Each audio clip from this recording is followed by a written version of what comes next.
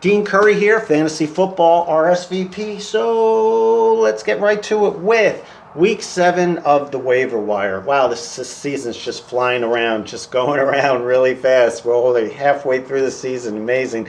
I told everyone last week to pick up Kyler Murray. A lot of people thought I was crazy because he had one good week. But, the guy is really starting to incorporate his running game in there, and he's starting to look a lot more comfortable. I wasn't a true believer, becoming more of a believer. The guy's got a good arm. He's got good assets around him. He's got Christian Kirk coming back, who's a great receiver, and he's been playing without him. And, you get David Johnson and Fitzgerald, and, things are just kind of moving along really well there.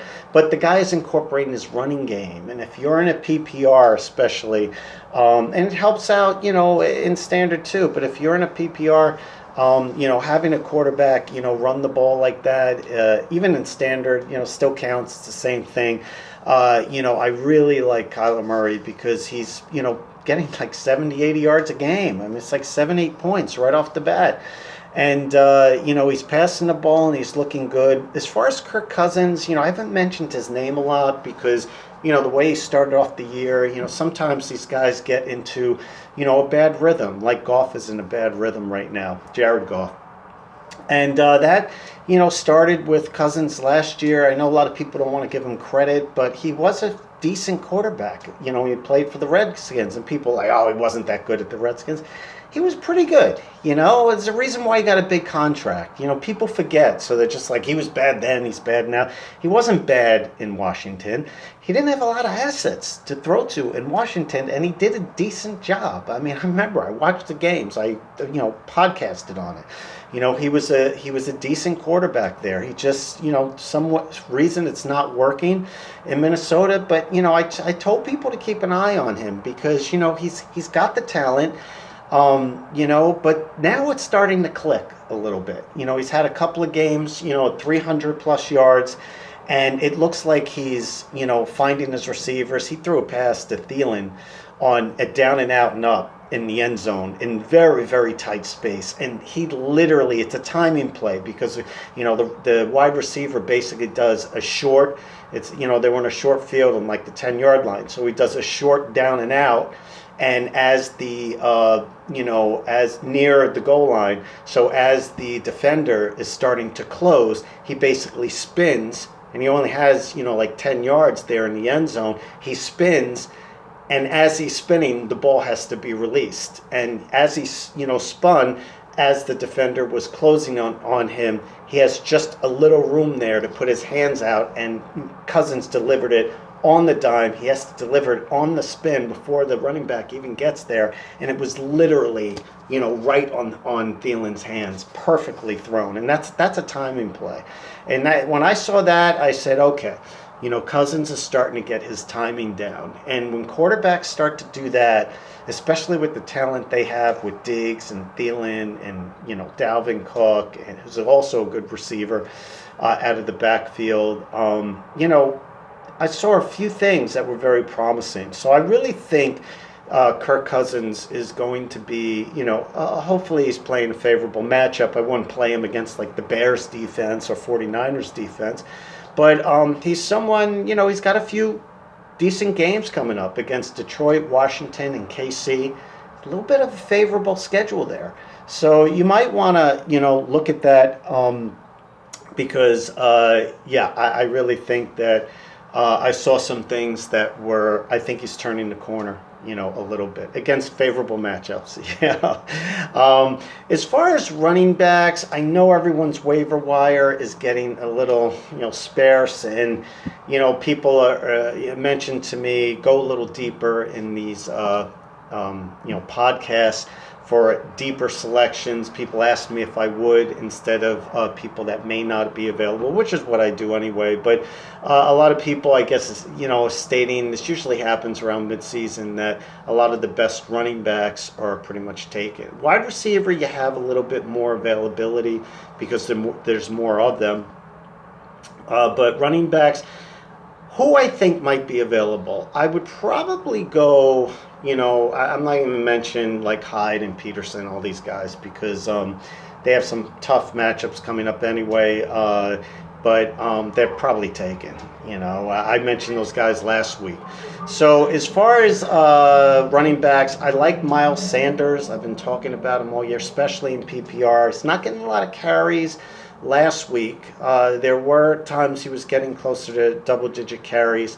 But the guy had a touchdown, almost 100 yards, I think 86 yards, a touchdown on a few catches, and they're throwing to him a lot. They like throwing to him. And Jordan Howard's a great player. He has a bit of an injury history, and if he goes down, it might be good just to have Miles Sanders. I'm not saying you have to start him, but in PPR, he might be worth a start if you get stuck.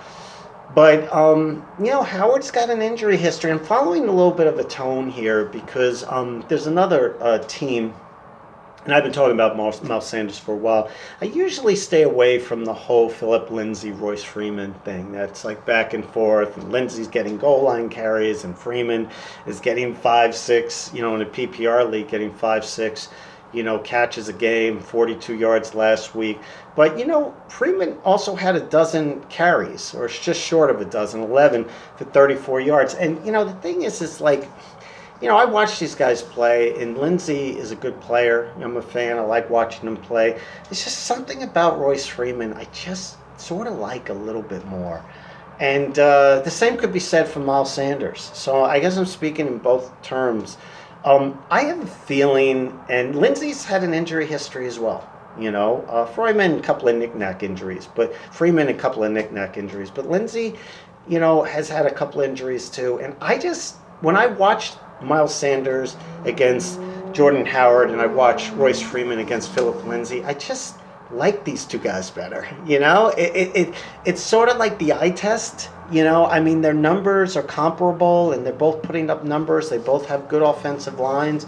It looks like Denver's starting to figure some things out a little bit on offense with Fangio, the coach. But the thing is like, I just like these. It's the eye test. The numbers are there for all four players, but it's the eye test. I just like Miles Sanders, Royce Freeman. And if these guys get injured, Jordan Howard or Philip Lindsay, and you have one or two of these guys who also can produce for you, if you're stuck, you could really hit the jackpot, because then they're going to get all the carries, or most of them. As far as wide receiver, I understand things are starting to get also we have to go a little deeper into the dives. I like Robbie Anderson. I like Darnold. It just seems like Robbie Anderson has a knack for catching big plays. He also has a nose for touchdowns, in the end zone. But this guy is in the open field. I watched that play, and he just ran right by the defender. This guy isn't just fast; he's quick. There's a difference between fast and quick. I'm a personal trainer. It's different muscles. Some people are just fast if they run straight. Robbie Anderson could go from slow to fast pretty quickly, and that's quickness. Someone that, starts at nothing and then boom, just takes off. He's got great explosiveness. And I really, really, like him going forward. And I think he's going to do, really well because now they got Darnold back. Crowder's there. You have Le'Veon Bell. They're getting a little bit more balance. Their defense against Dallas looked pretty good. That's starting to come around. They also had guys injured, on defense that are getting healthy. But their defense isn't on the field as much, and then people were saying, the Jets defense doesn't look so good. I'm like, yeah, because they're on the field 90% of the time because their offense is 3 and out every single time. You know what I'm saying? So, now their defense is getting the rest. All of a sudden, the defense looks better. Same with the Giants. The Giants' defense is looking better because they're starting to move the ball on offense. They're starting to get some guys healthy. Wait till they get Barkley back. Giants' defense is going to look even better, and they have a nice start. As far as other receivers, Christian Kirk, just as a sleeper, is probably coming back soon, maybe this week, maybe week after. And he was getting a dozen targets, he's been in and out, but, the thing is he's had some knick-knack injuries. But he's a fantastic receiver, and he was getting a dozen targets almost every game, or just short of a dozen targets, at least 10 to 12 targets a game. And their offense is starting to play really well, and their defense is starting to play really well. So it's just going to open up. Maybe it's good Kirk, got injured because they're playing sort of well without him. You got Fitzgerald, you got David Johnson, Chase Edmonds also as a backup. And you just they're just looking better, the team as a whole. So I kind of like Christian Kirk, as maybe a stash, maybe play him, if you think. And lastly, I mentioned, the Giants. They looked really good against the Patriots. What was the final score? 35-14. And, you have, Patriot players say, "Oh, we won 35-14. What's the problem?" Well, the problem is, the Giants.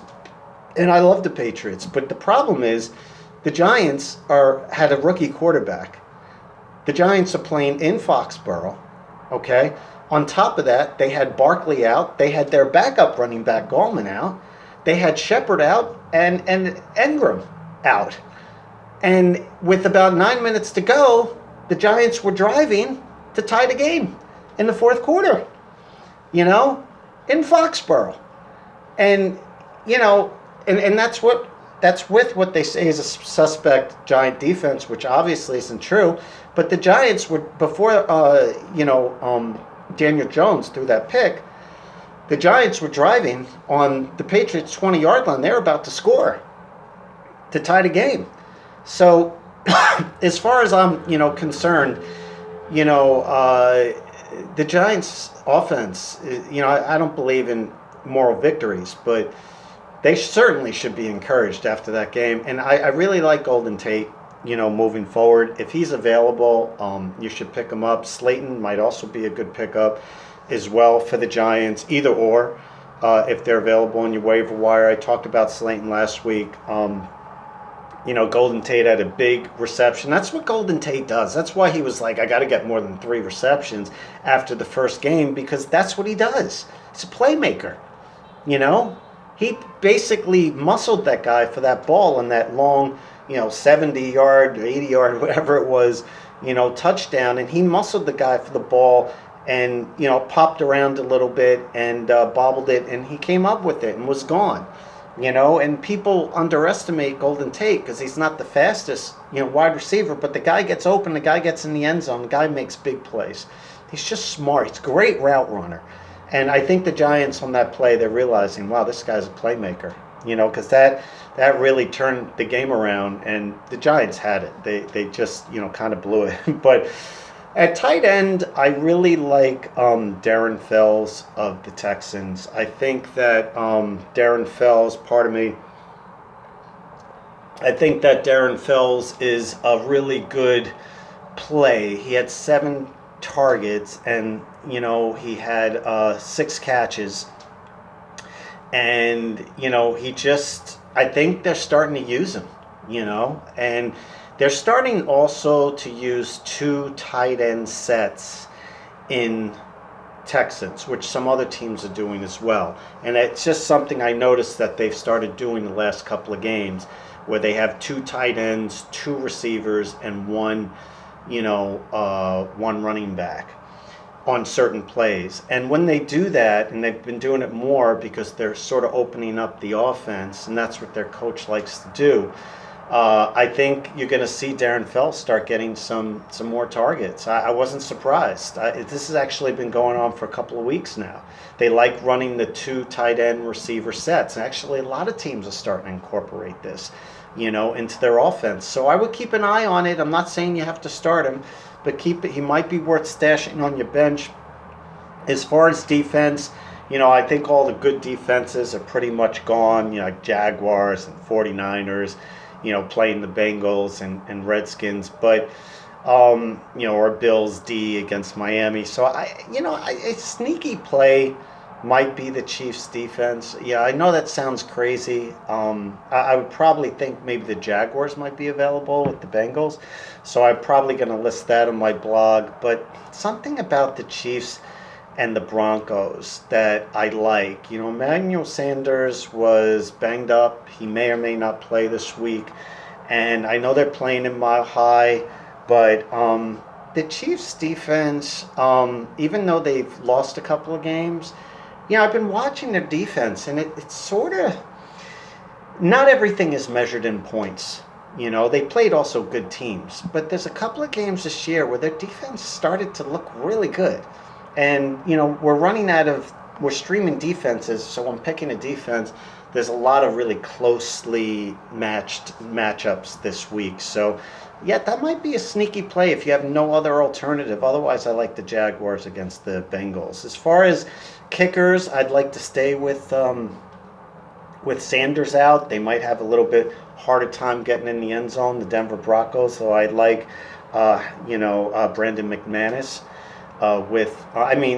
Brandon McManus with Denver Broncos, because he put up double-digit points. He's done it before, and he's a really good kicker. And Denver seems to be able to run the ball and move the ball. And even if Emmanuel Sanders is out, he was limited today on Monday. Deshaun Hamilton's a good backup. That Deshaun Hamilton to come in and basically, play and move the ball. But they do have problems, and Denver's starting to look better. They do have problems getting in the end zone. They have a good kicker. So my kicker is Brandon McManus. I'm Dean Curry. This is Fantasy Football RSVP. Remember, if you want one-on-one advice from the man, myself, you can call me. You can speak to me one-on-one. It's not a lot of money. It's $7.77 a month. It's like 30 cents a day. And you basically, could be a patron. We have topics we speak about in our chat room. I make about 2 or 3 videos every week, secret inside videos where I talk about the waiver wire, every player that should be available. I go right down the list. I also do a flex ranking, and you become part of the patron that supports the website. And, keep bringing out good information so you could win your league.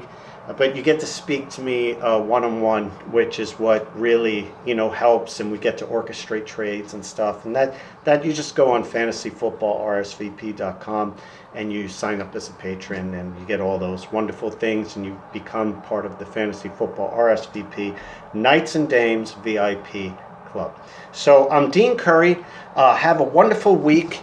Go deep and, win your league. And if you have questions, quick questions, you could always Instagram me. On YouTube, you could ask questions as well. So have yourself a wonderful day.